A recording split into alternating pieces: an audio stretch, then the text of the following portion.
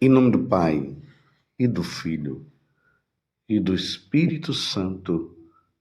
Amém. Naquele tempo, quando Jesus saiu a caminhar, veio alguém correndo, ajoelhou-se diante dele e perguntou: Bom mestre, que devo fazer para ganhar a vida eterna? Jesus disse: Por que me chamas bom? Só Deus é bom e mais ninguém.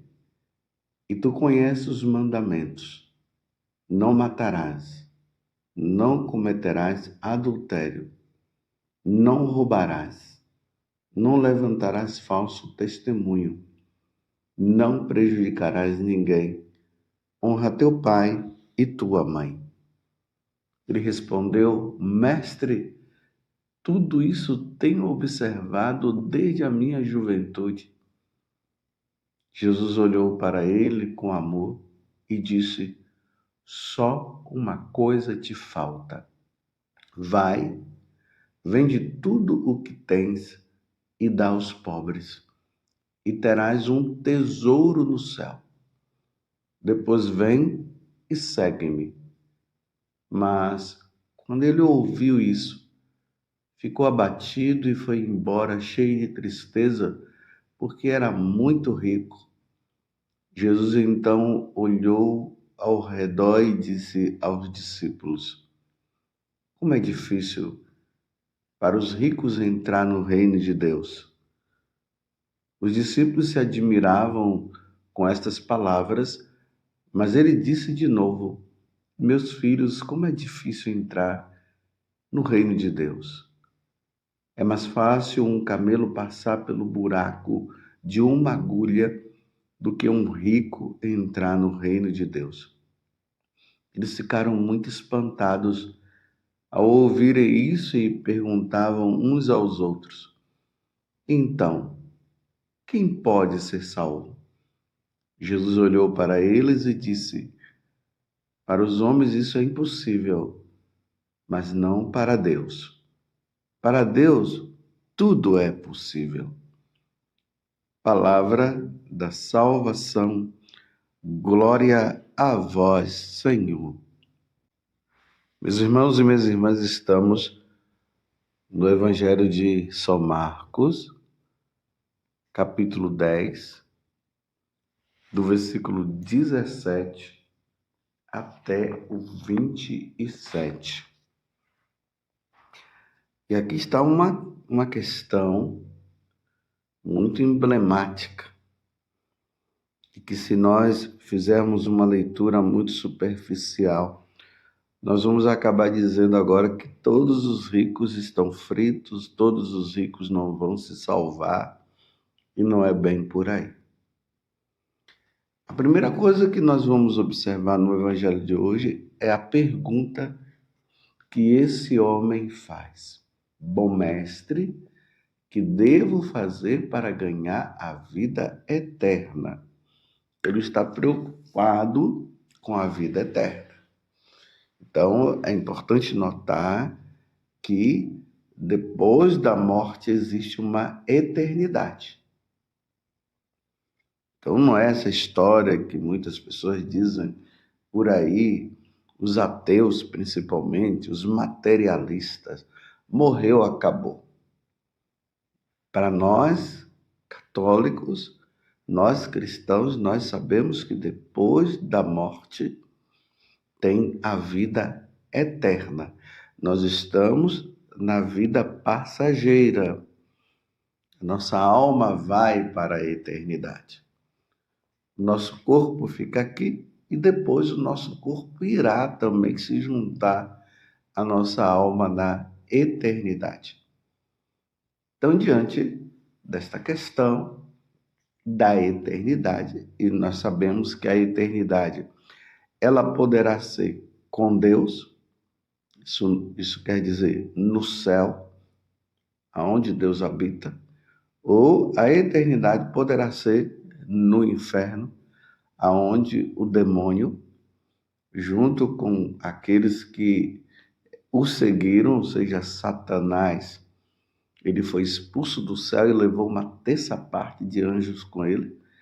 Então eram anjos que se tornaram demônios e vivem no inferno, embora também eles nos tentem aqui, nesse tempo, fazendo de tudo para que nós não façamos a vontade de Deus, para um dia irmos para o inferno também. Então existe a eternidade no céu, a eternidade no inferno. Espero que isso tenha ficado bem claro para você. Então Jesus mostra para esse homem como é que se vai para a eternidade no céu. É só praticar os mandamentos da lei de Deus. Você quer ir para o céu? Então pratique os mandamentos da lei de Deus. Desde o primeiro até o último. Quem morre praticando os mandamentos da lei de Deus vai para o céu. Está compreendendo? Então, se você faz o exame de consciência e você percebe que ali entre os 10 mandamentos tem um mandamento, tem 2, tem 3, tem 4, ou até mesmo os 10 mandamentos, e você não tem praticado, então você precisa se arrepender desses pecados, porque são ofensas grandes a Deus. Procure um bom sacerdote e se confesse. Compreendeu? Mas aí o jovem se alegra, ou melhor, esse homem se alegra por ter por cumprir os mandamentos. E ele responde, ele diz assim: mestre, tudo isso eu tenho observado desde a minha juventude. Então, desde a minha juventude eu tenho observado isso. Aí agora vem a complicação para a vida deste homem. Quando Jesus diz para ele: pega todos os seus bens, vende tudo e todo o dinheiro que você tem, dá aos pobres e me segue. Aí foi difícil para ele. Tem que largar a segurança. Então aqui, meus irmãos, precisamos perceber uma coisa. Existe um chamado especial que Jesus estava fazendo àquele homem. O chamado especial que Jesus fazia para ele era de segui-lo. Então, para se seguir Jesus de forma radical, como um discípulo dele, ou seja, como um sacerdote, como um bispo, como um religioso, como um missionário, Jesus chama de forma que a pessoa ela precisa deixar todos os bens materiais e segui-lo. Lembremos lá no capítulo 10 do Evangelho de São Mateus e também de São Lucas, quando Jesus envia os discípulos 2 a 2, ele fala justamente isso para os discípulos. Eles não devem levar nada, somente o necessário para comer. Ou seja, eles não devem ter apego nenhum à riqueza. Então Jesus fala que a riqueza daquele que ele chama para este tipo de segmento está no céu. O grande tesouro está no céu. Para dizer, não é nesse mundo que está a riqueza. Para um seguidor de Jesus que é radical. É um segmento radical. Você compreendeu? Então, tem muitas pessoas ricas que elas se salvarão com a riqueza que elas têm, porque elas não são chamadas a ser padre, freira, missionário. Então, essas pessoas se salvarão cumprindo os mandamentos e praticando a caridade. Agora, vou dar um exemplo aqui. Santo Antão, ele era um egípcio, filho de pais cristãos, por isso ele também era cristão, ele com a sua irmã. E o que foi que aconteceu? Os pais morreram e ele herdou fazendas, campos, ele era muito rico. E um dia, Santo Antão estava na igreja e de repente ele ouviu o padre lendo essa passagem do Evangelho. Aí ele foi tocado profundamente.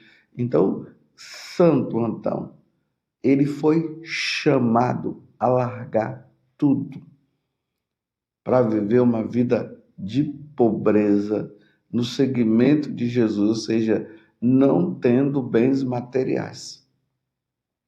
E ele compreendeu tudo isso. Então, compreendendo essa passagem, ele foi, a parte dele que ele tinha, ele vendeu, deu para os pobres.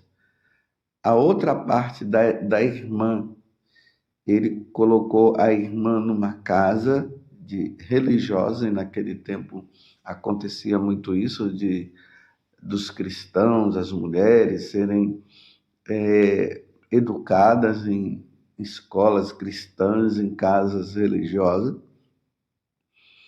E a irmã foi, e ele foi para o deserto.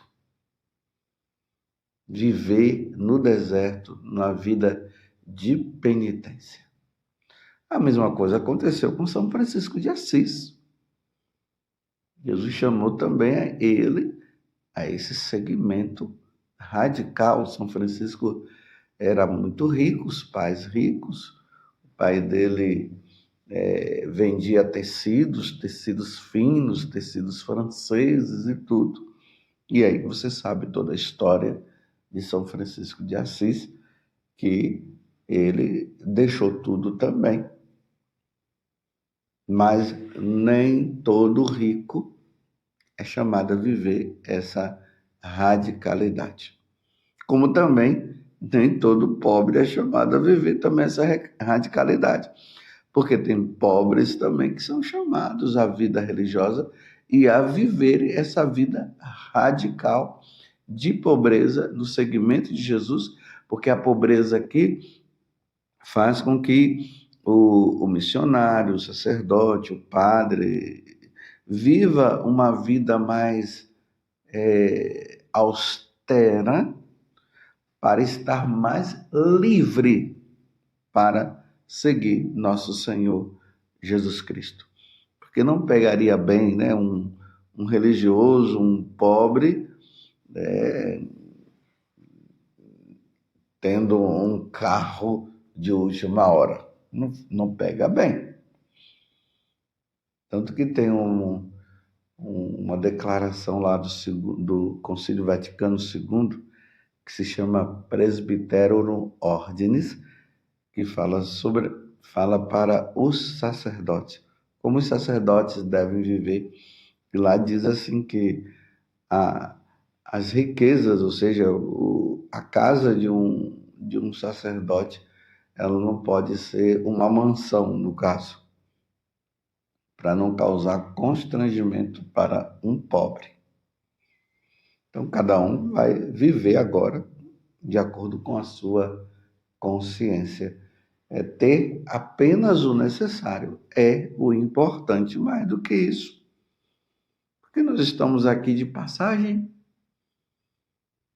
Temos também tantas outras pessoas, uma Santa Isabel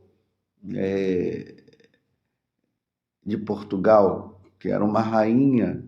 Temos Santo Henrique, que era um rei, e foram pessoas que se santificaram, que se tornaram santas. Aí agora nós vamos entender quando Jesus fala para o jovem rico, né? O jovem rico não, a gente tem o costume de falar o jovem rico, mas aqui ele fala que desde a juventude, então significa que ele não era tão jovem assim. Mas aí Jesus fala, né? Mas como é difícil um rico me seguir na radicalidade. Como é difícil para um rico deixar toda a sua riqueza para me seguir. Então aqui também, meus irmãos, vamos tomar muito cuidado. A pessoa que é casada, que tem uma família, aí agora chega, Jesus está me chamando para viver a radicalidade, aí eles vão, vendem todos os bens que eles têm, e aí vai viver agora na amargura da pobreza. Sendo que eles precisam cuidar dos filhos. Então isso aqui não se aplica para uma família. Tomemos muito cuidado. Para ser uma família, teria que ter um acompanhamento espiritual, um discernimento ali com um sacerdote, para ver se é isso mesmo. Mas uma família inteira, porque ela é rica. Aí agora Jesus diz, venda todos os seus bens e vem me seguir. Não é bem assim, né? Vocês estão vendo que aqui é uma pessoa. São Francisco de Assis era um jovem, ele não era casado, não tinha filhos. Santo Antão, como eu acabei de dar o exemplo, aí Jesus chama para viver essa radicalidade do Evangelho. Senão nós vamos interpretando aí de qualquer jeito, e aí passamos uma régua, como às vezes, me desculpe, tem muitas autoridades aí na igreja que fica dizendo que só os pobres é que vão se salvar. Nas bem-aventuranças, Jesus deixa bem claro, felizes, ou melhor, bem-aventurados os pobres de espírito, ou seja, aqueles que não são apegados à riqueza que eles têm. Eles usam da riqueza como um meio também de salvação para eles, ou seja, eles usam a riqueza que têm, sem deixar de ser rico materialmente, para ajudar os pobres. Imagine um empresário que paga dignamente aos seus empregados. Um empresário que às vezes paga até mais, ele podendo, né, ele paga até mais aos seus empregados. Isso é uma coisa maravilhosa, isso é lindo demais. Um empregado ou um empresário, uma pessoa muito rica, que ajuda instituições, instituições de orfanatos, asilos. Imagina. Mas é preciso notar também aqui uma coisa, meus irmãos. Tem que ser pessoas que são de Deus, que seguem os mandamentos da lei de Deus, que vão à missa, que se confessam. Porque São Paulo mesmo deixa bem claro que quem nos salva é Jesus Cristo. Está lá na carta aos Efésios. Quem nos salva é Jesus Cristo. Para que, aí São Paulo diz, para que não haja aquelas pessoas que pensam que porque tem muita coisa, faz simplesmente a caridade e não haver disputa agora achando que eu pratico mais caridade do que o outro. A caridade é uma virtude até natural. Imagina você ver um pobre, uma pessoa necessitada e você não ajuda, não tem cabimento. Mas quando essa caridade é feita em Deus, por exemplo, Jesus disse, eu tive fome e me deste de comer. Nós temos que olhar naquele pobre e ver naquele pobre a pessoa de nosso Senhor Jesus Cristo, porque ela é católica, ela é cristã, ela vive uma vida com Deus, é de Eucaristia. Então, aí nós vamos ver, né, como eu falei, Santa Isabel de Portugal, Santa Isabel da Hungria, Santo Henrique e tantos outros que eram de igreja, se confessavam, comungavam, participavam da Santa Missa. A caridade pela caridade não salva ninguém, não. Porque tem muita gente que pratica a caridade, mas não vai na missa, não pratica os mandamentos, como está sendo falado aqui, que para entrar no reino dos céus precisa praticar os mandamentos. Não foram batizados e não quiseram ser batizados, praticam a caridade, mas não querem saber de Deus, não creem em Deus, não creem na vida eterna. Aí é complicado para essas pessoas. É preciso ser de Deus. Que Deus, então, nos ajude a sermos caridosos, e você, se é chamado por nosso Senhor Jesus Cristo, não se apoie na riqueza ao ponto, eu não vou seguir Jesus porque eu vou deixar toda a riqueza que eu tenho. Porque nós nem sabemos o que aconteceu com esse homem. Será que depois realmente ele não deve ter pensado, revisto a vida dele e voltado? Ninguém sabe. Mas peçamos a Deus a graça de sermos caridosos. Peçamos a Deus a graça de que, se Ele nos chamar, vamos seguir, porque a nossa maior riqueza é nosso Senhor Jesus Cristo. Louvado seja nosso Senhor Jesus Cristo, para sempre seja louvado, e a sua mãe, Maria Santíssima, e desça sobre você a bênção do Deus Todo-Poderoso, Pai, Filho e Espírito Santo. Amém.